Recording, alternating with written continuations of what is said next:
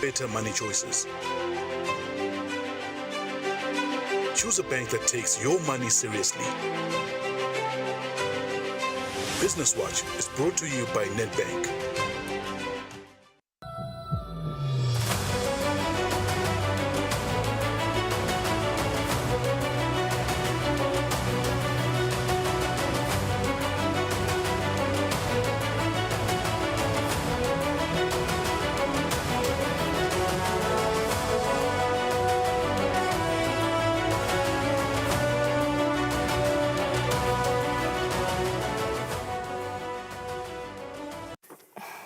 All right, Nedbank Business Watch 1400 hours. Thank you so much for joining us. Once again, this is our first episode this week and it's our last one, that's for certain. But really do appreciate you tuning in. My name is Sifiso. I'm happy to be your host with my lovely co-host, Lungelele Makakula. Thank you for tuning in this afternoon. Hope you're having a lovely day.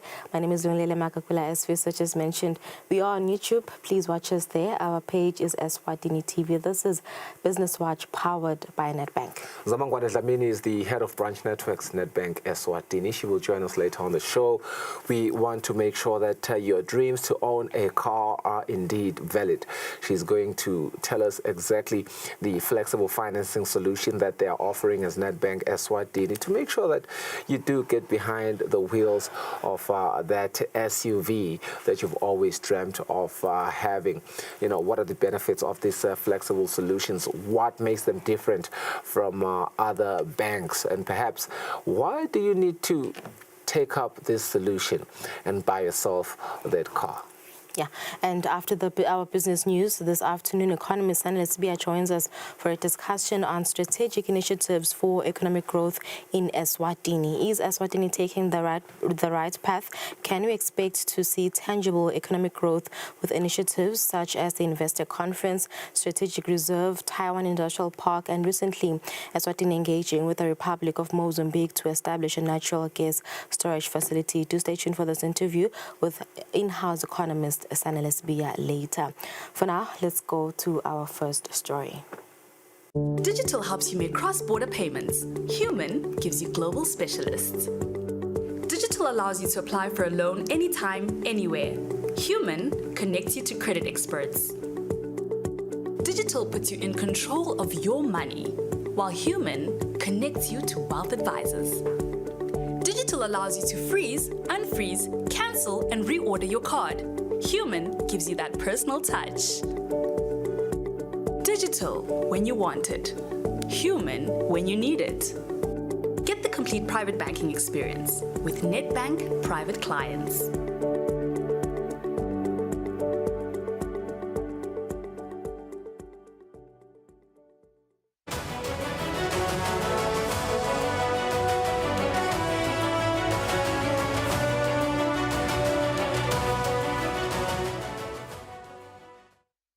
Raz, welcome back. Thank you for tuning in. This is Nedbank Business Now, and now for our business news. Now for a story, the Eswatini Sugar Association has invested 1.5 million emalangeni to the UNESCO Endowment Fund towards an automatic weather station that will ensure real-time measurement of weather parameters.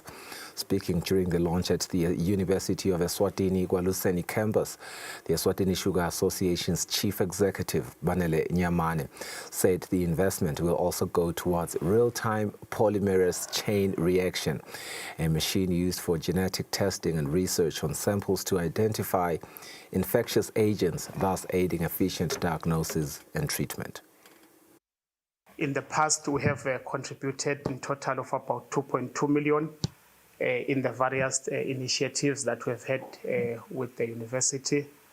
We are very pleased today to be here to announce another partnership with the endowment amounting to 1.5 million emalangeni. This contribution to the endowment fund is to help the Luyengo campus to acquire an automatic weather station and also a PCR machine. This one will assist the students in terms of analyzing genetics. So we are hoping that this equipment will assist the students as they do their academic work. Whilst it is also assisting the students, the industry will also be benefiting mainly because our seed cane in the country is grown around the Malkens area. So the data coming out of the automatic weather station will also benefit us and the sugarcane growers who are around the Malkens area.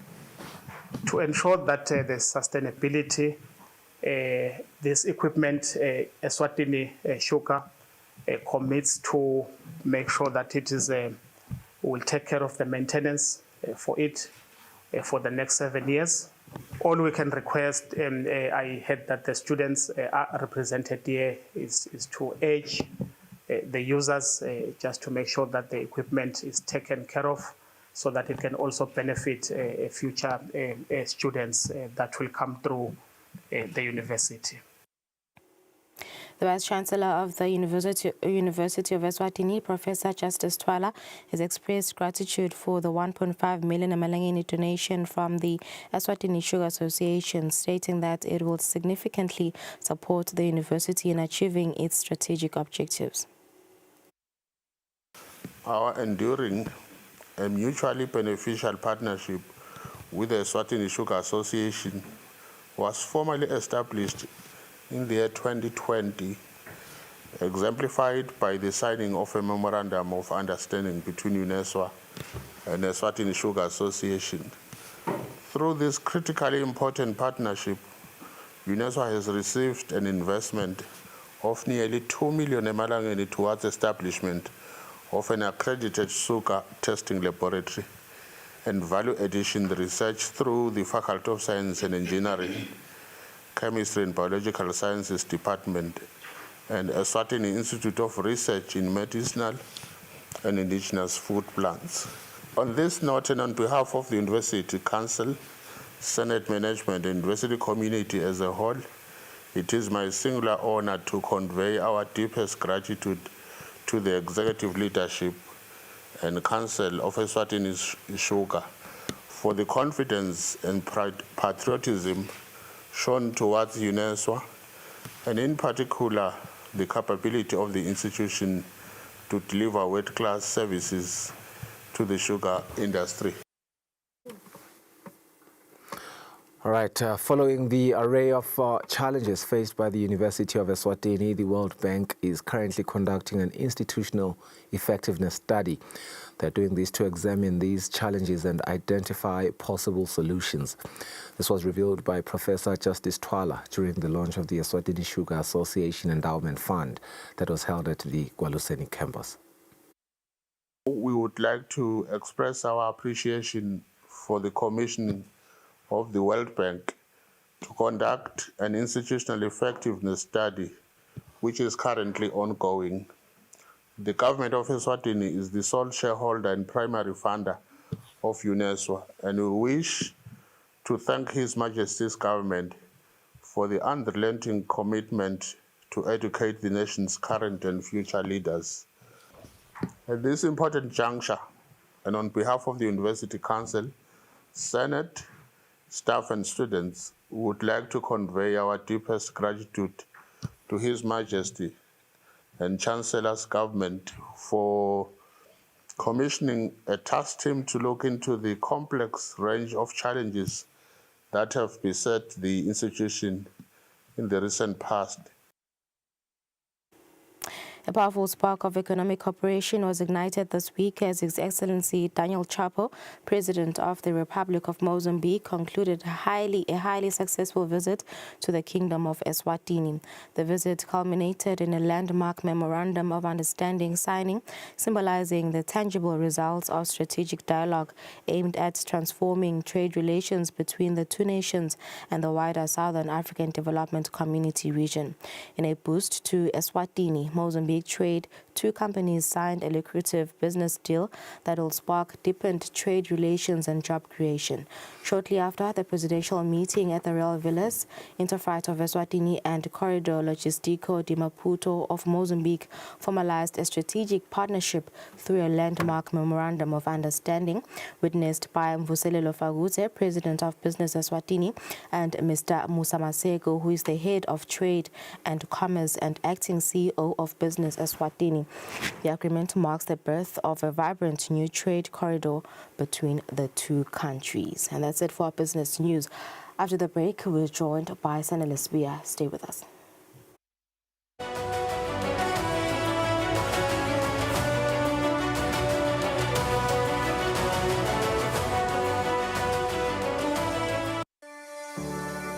Eswatini TV has signed a code of conduct that is enforced by the Eswatini Communications Commission. We are committed to reporting news that is accurate, comment that is fair, and programming that does not amount to hate speech or the description of gratuitous violence or explicit sex. For any complaints of our programming, please contact us on 2411-9600 or email info@eswatinitv.co.za. You can also contact the Eswatini Communications Commission on 2406-7000 or write a letter to ECCOM on PO Box 7811 Mbabane. Email address is info@ecom.org.sz.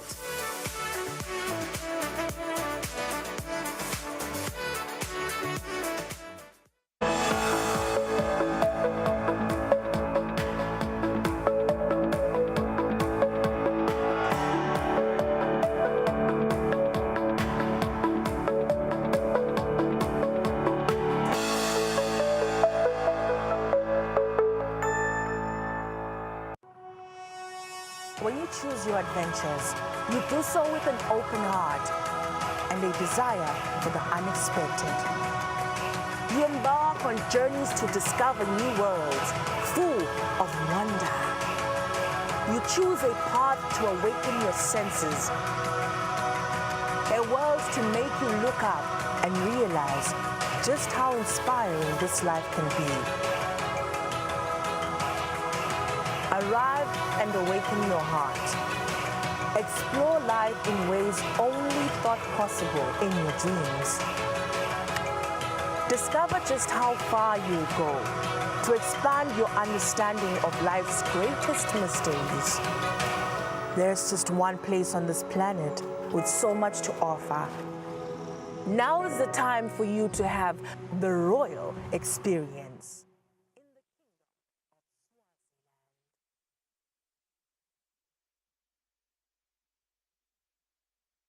Digital helps you make cross-border payments. Human gives you global specialists. Digital allows you to apply for a loan anytime, anywhere. Human connects you to credit experts. Digital puts you in control of your money, while Human connects you to wealth advisors. Digital allows you to freeze, unfreeze, cancel, and reorder your card. Human gives you that personal touch. Digital when you want it. Human when you need it. Get the complete private banking experience with Nedbank Private Clients.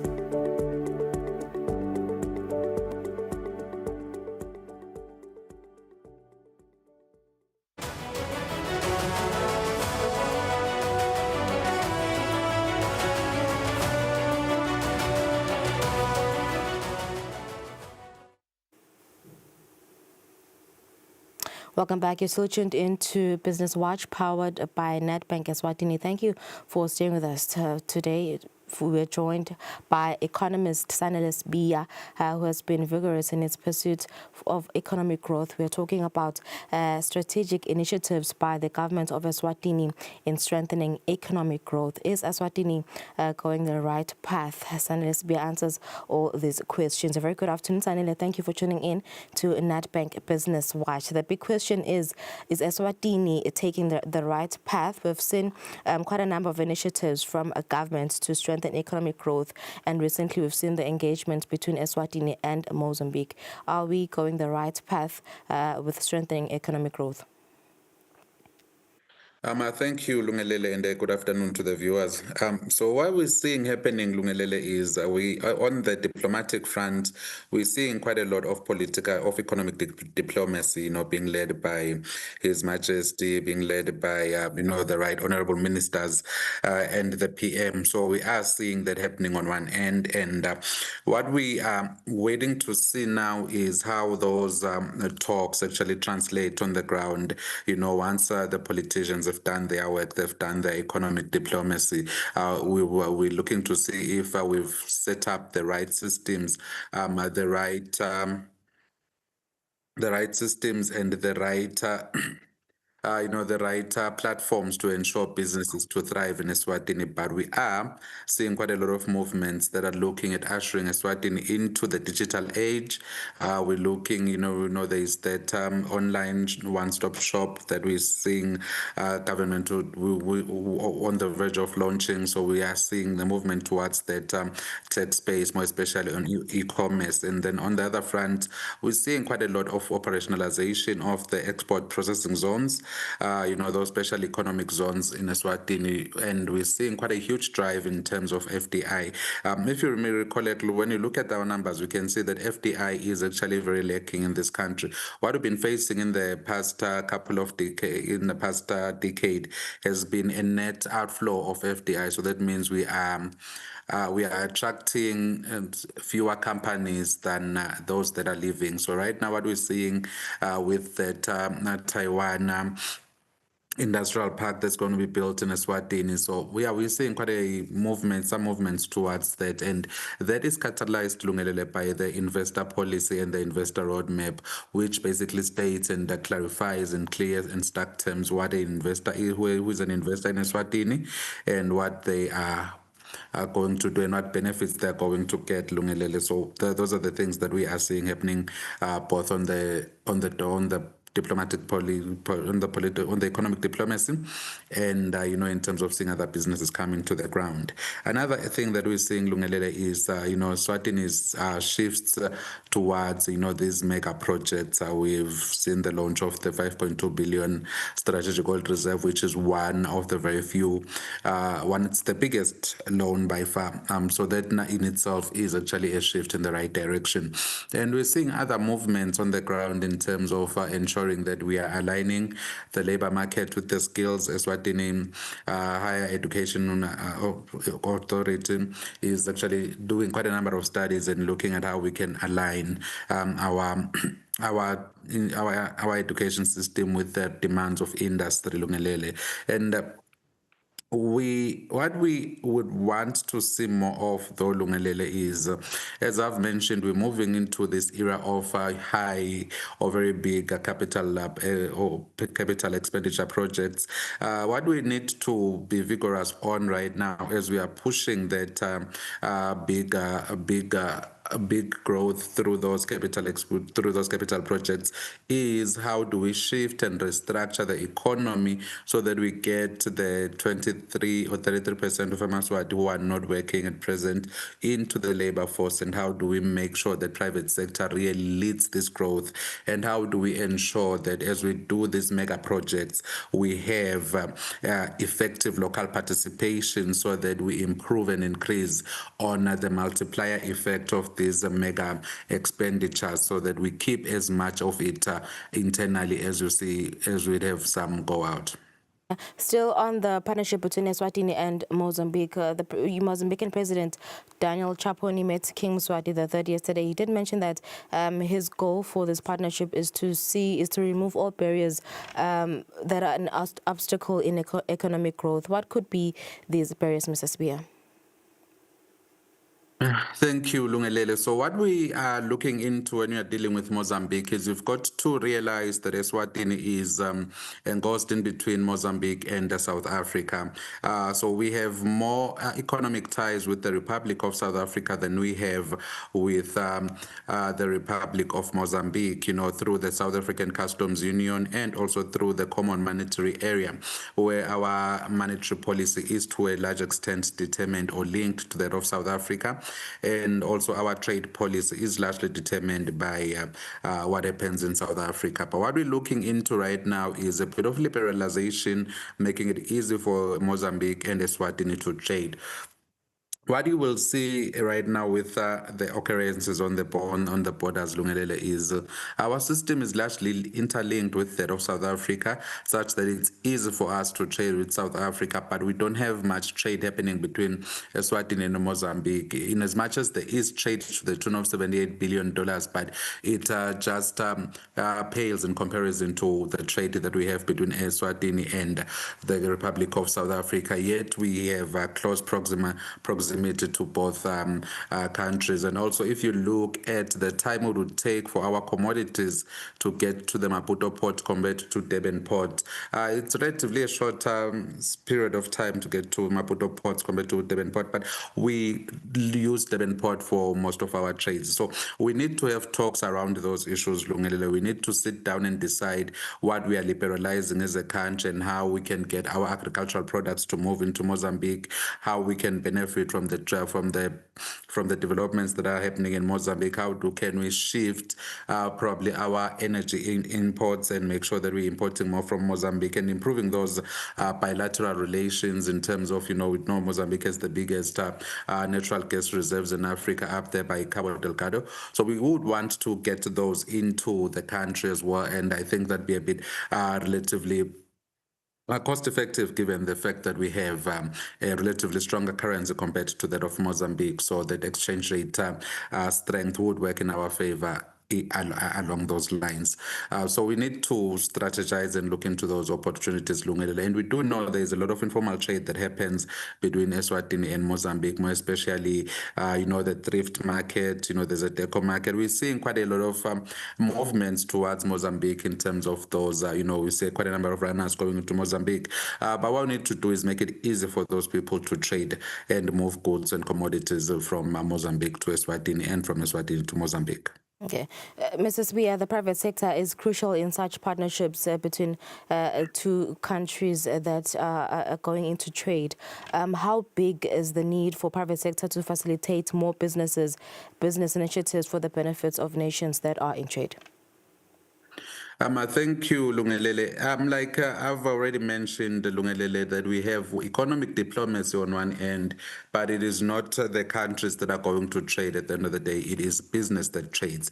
We need to ensure that our business, our local business is actually looking east, and they are looking at finding ways of entering into the Mozambican market. So private sector is quite critical in ensuring that we are able to move forward. So what would expect going forward, Lungelele, is for private sector to actually get close to the Ministry of Commerce, Industry and Trade, the Department of Trade, and start looking at those products that be willing to liberalize, and look at those products or commodities in Mozambique that they would want to supply, and those issues that would want Mozambique to liberalize on. And then as we go into the negotiating table, we go there with a bevy of commodities that we want to talk around these commodities, and we can then start those negotiations. And that is driven by private sector.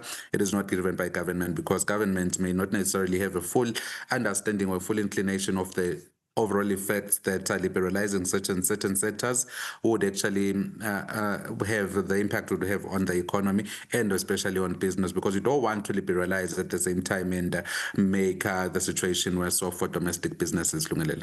Right. Thank you, Mrs. Bia, for your insight.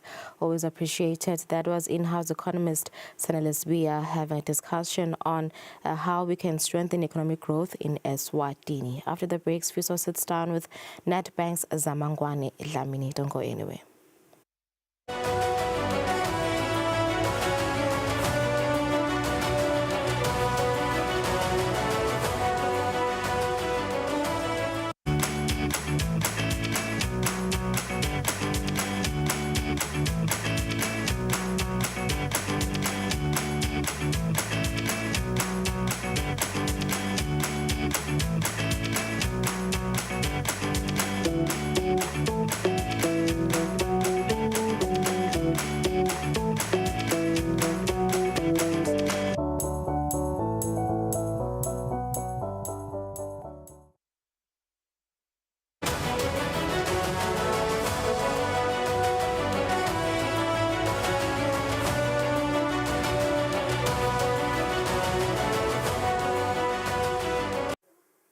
Welcome back. You're still watching Nedbank Business Watch. Thank you for staying with us. We get into a conversation now with the head of branch networks, Zamangwane Dlamini.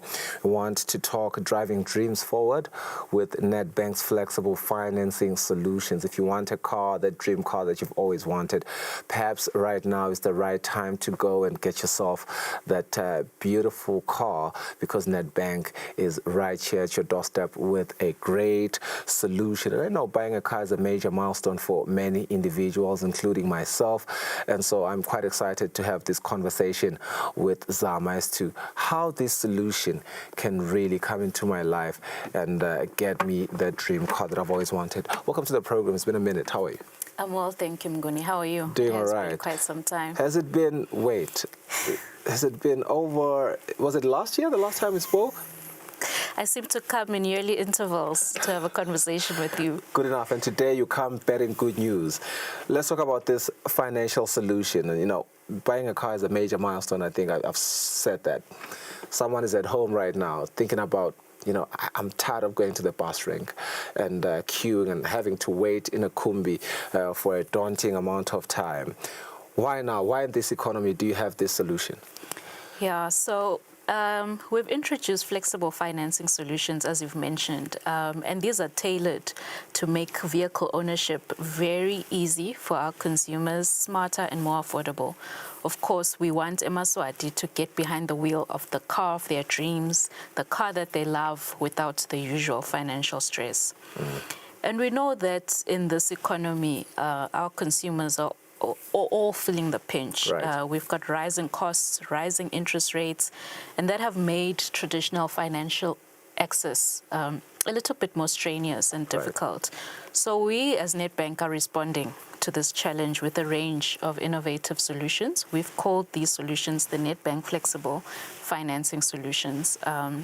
We want to give eMaswati a range of innovative solutions. So essentially, we've listened and we are responding to those dreams in terms of eMaswati wanting to move into car ownership. It sounds like a great deal indeed, because, you know, someone like myself who has felt the pinch that you're talking about of these, you know, rising costs, these consumer costs that are there. But not only that, but like the daunting activity of going to a bus rank. Sometimes it's raining, sometimes it's too cold. You just want that convenience of getting into your own car. Right now it's winter. Switch on that heater, enjoy your music and go home. Yeah. Talk to me about this flexible financing solution and its key offerings.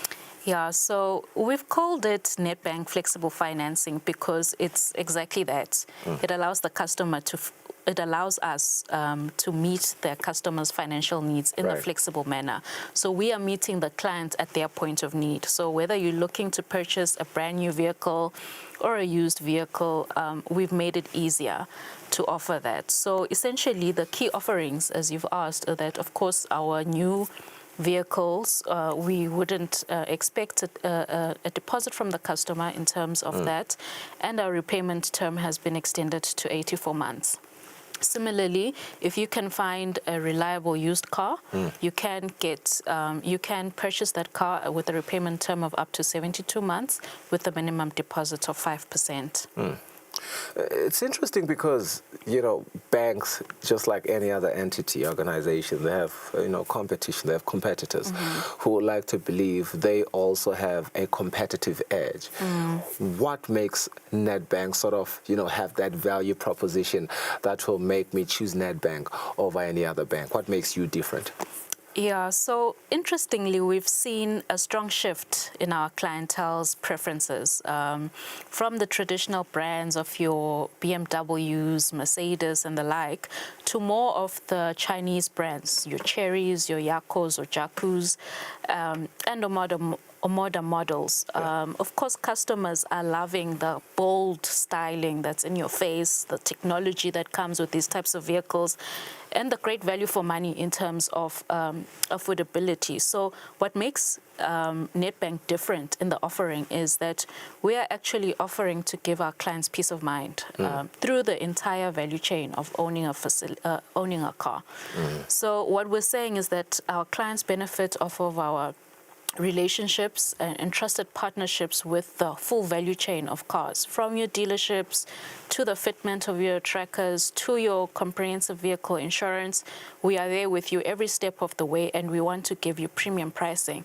We want to give you pricing that you can afford, which of course we are also pegging to say we are affordable, most affordable in the market. Yeah.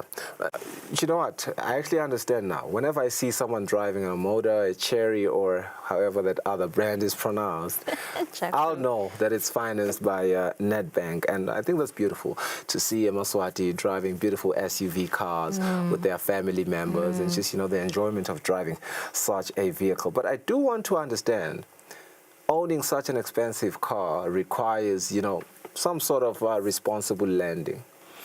Yeah, certainly. To your first point, we would want to target that all the cars that you've mentioned, the brands that you've mentioned, when you see them, they should certainly at least be financed through the Nedbank financing solutions. But like you're saying, we are offering comprehensive assets cover and vehicle insurance from the first day of purchase. Right. So from the day a client receives their car keys, they are protected from day one. So that's the peace of mind we're giving them. And then when it comes to financial commitments, we remain committed to responsible lending as Nedbank.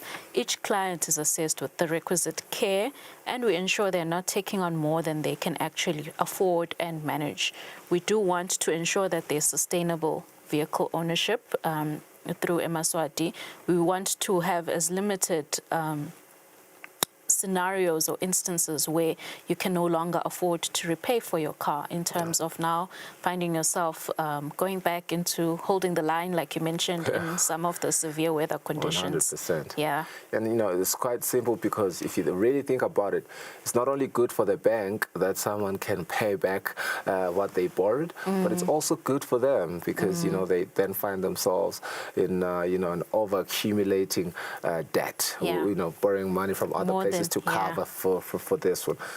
How do I apply? I think people at home now can imagine themselves driving that car. How do they apply? So first of all, we have a simple commitment, and our commitment is that we promise a one-day turnaround time on applications. So what this means is that once you've chosen your car and submitted your documents, we aim to give you a financing decision or response within 24 hours. To apply, simply visit our nearest branch or your nearest branch and pick pick a vehicle of your choice from the dealership floor. We have ABF specialists who are also on dealership floors as well, and they can help you with this process end to end. Also, when you're choosing the vehicle of your choice, of course, we mentioned before that we have partnerships with some of the dealerships, and of course, those partnerships allow us to get to your interested model as fast as possible and help you make the right decision whilst being financially friendly to you as well. Okay. So, in a nutshell, we are saying that we provide flexible terms, real support to our clients every step of the way. And if you're in the market for a car, whether it's new or used, we remain available. Now is the time to talk to us. And your next car is literally on the dealership floor waiting for you to pick it up. Interesting indeed. Zamangwane Dlamini is the Nedbank's head of branch networks. They're talking driving dreams forward with Nedbank's flexible financing solution. Get this, you grow up and you get committed to whatever dream that you have, and we say that you are driven, but you're not really driven until you have that vehicle, and Nedbank is here to make sure that your dreams are drivable indeed. So, and look, while you may have obviously remembered how you can find Nedbank on all social media platforms, or perhaps contact them on their help desk, Zama is here to remind you if you've forgotten. Yes, please do contact us on our help desk, 3278-1999, as well as the email. It's helpdesk@nedbank.co.za. You can also find us on Facebook, LinkedIn, and X, formerly known as Twitter. We are Nedbank Eswatini. That's it. Driving your dreams forward with Nedbank's flexible financing solutions. The show goes on after the break.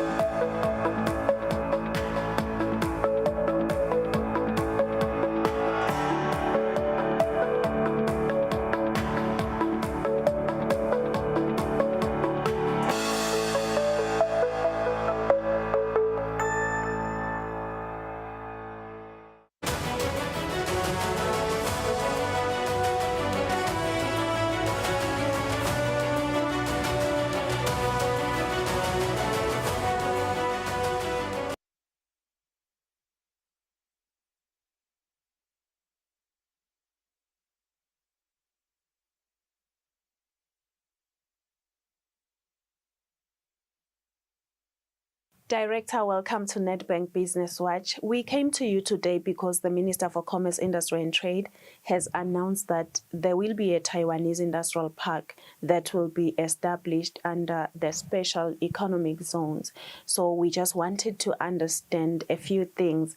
The Special Economic Zones Act was enacted in 2018, but we haven't seen any much activity or development under the special economic zones. Why is that? What are the challenges? Thank you very much. That is a very important question. Ever since the passing of, or maybe the commencement of the law, government has issued 6 licenses to some investors that want to establish within the special economic zones. The challenges that have held back progress in terms of seeing the impact of the special economic zone in Eswatini. Maybe let's start historically to say, even in other countries, you find that this is a program that needs a lot of support in the beginning in terms of developing the infrastructure within the zone and also ensuring that all the services are provided for. However, in a number of countries, you find that it takes a long time, maybe 20 years in others, to actually see the companies locating within the SZ, and also there should be a deliberate program by government to actually invest in the infrastructure. So in Eswatini, I would say, even though the land within the Royal Science and Technology Park has been serviced in terms of bulk water services, electricity and roads that have been created, we as Eswatini still maybe are lagging behind in terms of what other SEZs are providing worldwide. For instance, some countries you would find that they do provide factory shells for the prospective investor. However, in our situation, because of budget limitations, we have chosen a model where the investor is expected to build their own factory shell, and also in terms of the one-stop, you find that in most countries there's a dedicated one-stop service that just concentrates on the SZ. The Kingdom of Eswatini has just established the BOSS, which is the business one-stop shop, a national one, which will be based in Babane. With time, we are hopeful that maybe we will have a satellite office operating within the SZs. However, that will be determined by the number of companies that we are able to attract and locate within the SZ. So these are some of the things that are generic.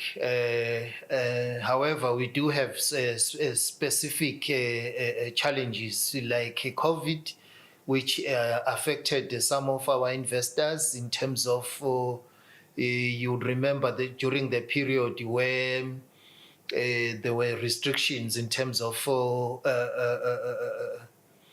visits between countries, you'd find that it's quite difficult. It was difficult to actually acquire a permission to actually travel across countries and also even within the country because of the severity of the pandemic at that time.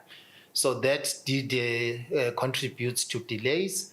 And also in terms of the services that you find that I would say during the drafting of the law, there was a wide consultation of key stakeholders. However, you would find that some of the service providers, after the law has commenced, were maybe complaining that they were not adequately consulted, to the extent where you find that when the investor actually gets the license and is now demanding the services as we have provided in the legislation, that you would benefit from certain incentives as an investor in the assets. You find that maybe there was that glitch that the investor faces in terms of getting the services by the different stakeholders. As we have identified the bottlenecks, we have also started a process of amending those specific sections where we feel we need to actually maybe benchmark and also see international best practice that can be brought to that can be copied and assist us in terms of the rollout. To that extent, we have the government of the Republic of China and Taiwan that has been assisting with some of those advices and international best practices that we have adopted and accommodated in the amendment of the legislation. I am glad, Director, that you're touching on the amendment of the Act, because my second question is around investors complaining that the requirements for the special economic zones are too stiff. So I want to understand, what is it exactly that you are amending that will make investing in Eswatini more favorable under the special economic zones? Beyond what we have seen in the domestic market, the SEZ program also attracted some negative perceptions from interested parties globally, like the EU, which picked up or maybe raised concerns with certain provisions that are in the 2018 SEZ Act. For instance, they had concerns concerning the legislation had ring fencing tendencies, lack of transparency, and also intellectual property. So, as part of the amendments, we had to address these concerns. Concerning the ring fencing, there's a provision in the 2018 legislation which says a producer or an investor within the SEZ has to produce and sell to the international market, or if you are to sell to the domestic market, you can only be allowed to sell 20% offloading into the domestic market. And as you know, Eswatini's domestic market includes the Southern African Customs Union. So all those countries in SACU are considered to be a domestic market. Hence, they had a concern saying we have ring-fenced that why can't we just remove that clause, allow domestic investors to access the domestic market and also be allowed to export to the export market. So in the new or in the amendment, we have removed that section. However, it is clearly stated that if you are in the SZ and you want to export, you want to sell your products into the domestic market, that means all the taxes that were exempted when you imported the raw materials will now apply. The Minister for Commerce, Industry and Trade Director has already secured a deal in Taiwan for the industrial park. And yet on this side, you are still doing something to amend the law to make it more favorable to investors. So when can we expect the completion of the amendment process? Thank you. On that note, the SZ amendment bill has been drafted, consulted, it has gone through the Attorney General's office, it has gone through Cabinet, and it was tabled in November in Parliament. So currently, it is with the portfolio for the Ministry of Commerce, and we envisage that they will quickly discuss it and do all the parliament approval processes, that is also invite comments from the public.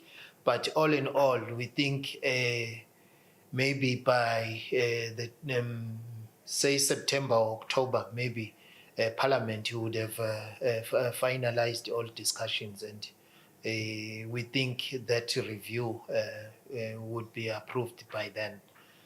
Otherwise, it is very crucial that we finalize, or maybe we request Parliament to quickly expedite the process of passing the bill, because there are, besides the Taiwanese industrial park, there's also a need to have those guidelines, as I've alluded to, the absence of regulations and guidelines that will operationalize the Act. Unfortunately, Director, I have 10 minutes on Enterprise Watch, but thank you so much for taking your time to speak to us. We are hoping to see the amended Act by the end of the year so that the country can continue to attract investors for the full development of the economy.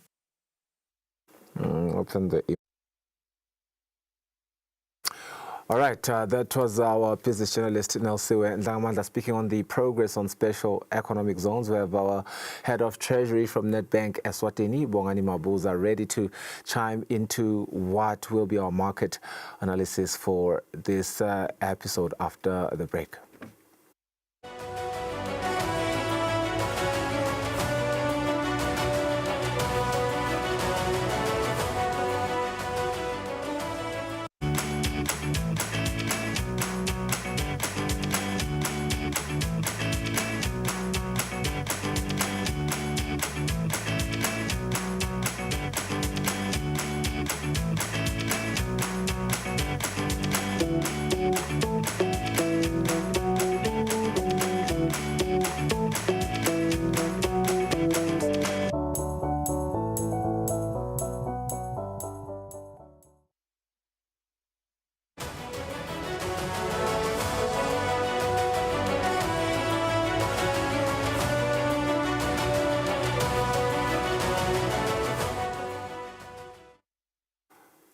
All right, our market analysis today with Bongani Mabuza, Head of Treasury, Nedbank Eswatini. We start with our foreign exchange. We want to understand what these numbers are telling us. Clearly, the rand is under pressure against all three major indices. One wants to understand, because the dollar, the euro, and the pound, all of them, is this a reflection of what one could call a global risk aversion, or it's something else? No, thanks, Mguni. Good afternoon to you and good afternoon to your viewers. It's a pleasure to be back here to talk about what's moving markets today. There's quite a bit happening globally in markets, and I think there's a common theme. There's usually a common theme around market prices, and the theme is still the U.S. trade policy. that tends to be what's moving markets. So I'll start by talking about the FX markets. We are seeing the rand, as you are saying, losing ground against most major currencies. It's actually the other currencies gaining strength, with the rand sitting at 17.79 against the dollar, at 24 against the pound, and at 20 against the euro. It's down by between about 0.5% to about 0.75%, depending on which currency you're looking at. And the real story there is that there's a risk on sentiment in the West because of the US-China trade talks. Okay. So what that means that is obviously dollar positive, and what happens to the dollar tends to ripple into the other major currencies. It's quite interesting because, one would have assumed that with all the turmoil that is happening in the U.S. with Trump's administration, what is happening in Los Angeles right now, everything would be going downstream. But I suppose these conversations around, the trade talks around China and the U.S. has a much bigger impact. 100%. So markets are very keen on fundamentals, or what actually moves the Dow. What actually moves the Dow is trade. 100%. Yeah. We're going to go straight to our commodities, but perhaps before that, are you saying that outside of what is happening with the dollar, it's the same story with the pound and the euro? 100%. So the euro story, I'll just talk about, and the euro is linked to the pound in most cases. What is happening in Europe is that there is a positive sentiment in Europe because there's an expectation of economic growth, which is largely driven by increased fiscal expenditures by most of the European countries. And most of these will go into defense spending as they show up their defenses. Each of those countries is driven mostly by Germany, but most of the European countries. And I think that narrative is what's driving the strengthening of the euro. I see they already have our commodities on the screen. Perhaps let's drill into this conversation here. Gold obviously inching upward again. It's almost always usually the story there, but now well above, what is that, 3,330.20 per ounce. Are we watching a quiet flight to safety here? What is happening? Thanks, Mguni. So the flight to safety continues, and I'd just like to take you back a bit. If you remember, not so long ago in February, we were talking about how gold prices were high, and at the time they were 2,800, and they were reaching all-time highs. And look at this number. That story still continues. So the gold price advanced even after the US and China said that they had agreed on a plan to ease trade tensions during their talks 100%. In London. So that there's still a flight to safety, as you can see. From an oil perspective, oil price steadied as traders digested headlines on the U.S. trade policy, including an appeal court ruling that the U.S. president can press on in his global tariffs. So that's basically what tends to be moving markets. But we can see that the oil price is slightly down today, and that is positive. I think just bringing into closer to home, if the oil price trends down, as we have seen the dollar emalangeni price trend down, regardless of today, but in the previous in the past few weeks, it's been stronger. The local currency has been stronger, so that possibly has positive effects for the consumer. I mean, the trip to the pump has been quite favorable this past couple of days, and I've been seeing the queues in all these gas stations, and I imagined why that was. Let's move on to our equities. We have the S&P 500, of course, and what we're seeing here is that there's a rally that is continuing. It's punching through, what is this, 6,000, the 6,000 barrier. Yep. There we are, 6,038.81. Is this optimism rooted in real economic fundamentals, or are we in a liquidity-driven sort of euphoria? No, thanks. And maybe I'll take a bottom-up approach. Starting with the JSE All Share Index. Okay. We saw that down just about 2/3%, and that's really driven by what we were talking about earlier, a flight back to the West, if you'd call it that. and the JSE was really a victim of that. Yeah. From a FTSE perspective, it's basically unchanged. The big change was in the US, where we saw a 0.6% increase in US stocks, and this was led by big tech names as they led gains, with Tesla being up 5.7%. After it set a date for June for the official launch of its robotaxi. And there's a big focus on the inflation number in the US. That was what was driving market. And I think the inflation number, which was coming out today, is really indicative of whether the US Federal Reserve is going to continue to cut interest rates, especially in its September meeting or not. That number was expected this afternoon, and it just came out. And we saw US inflation increase by 0.1%, which was a below market increase. The market was expecting an increase of about 0.2%. So I think this then bodes well for those who are expecting further interest rate cuts. And the lower interest rates are, we know that tends to bode well for equities markets in particular. Let's do a sort of, outro of everything. Let's look at everything that we have seen today. We are seeing currencies obviously wobbling. We are seeing commodities sending mixed signals. You have your equities here. They are dancing to different tunes, if you like. What is the overarching narrative here? It's always the story from the West. Why are they so powerful? How much time do we have? We have a minute and a half. But really, I think it's because the US alone is such a force economically in the world. I mean, you have this one market which accounts for about 25% of global GDP. So obviously, anything that happens in the US tends to be consequential for the rest of the world, and it's a market that we watch closely, especially because with commanding 25% of global GDP means that it has a lot of strength from a demand perspective. So whatever happens in that market tends to affect the demand for goods or production in our markets, and so on. And I think from a tech perspective, they've been leading the charge from a supply perspective. So it's a big part of the global economy. So it's one to watch. Yeah. Thank you, Bongani. That tech conversation is going to be an interesting one with everything that's happening in Asia. He's the head of treasury from Nedbank Eswatini. Let's go for a net break. We'll wrap up the show shortly with Lungalele.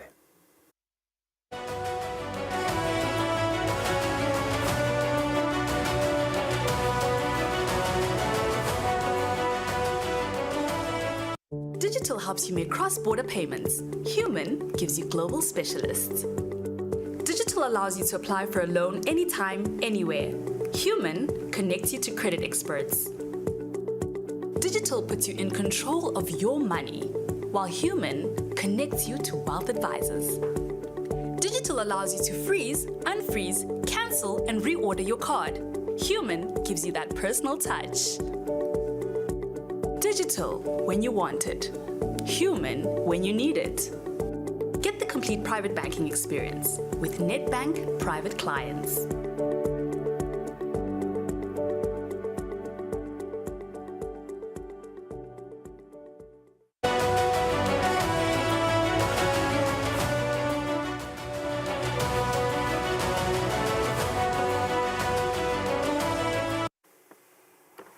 That is how we come to the end of our show today. Thank you for staying with us. We hope that you enjoyed the show, and certainly we hope that you'll enjoy the rest of your day. Yeah, and if you've just tuned in, worry not, you can still watch this episode on our YouTube page. It's Eswatini TV. We'll see you again next week, Wednesday at exactly 2 p.m. This was Nedbank Business Watch. Have a lovely day.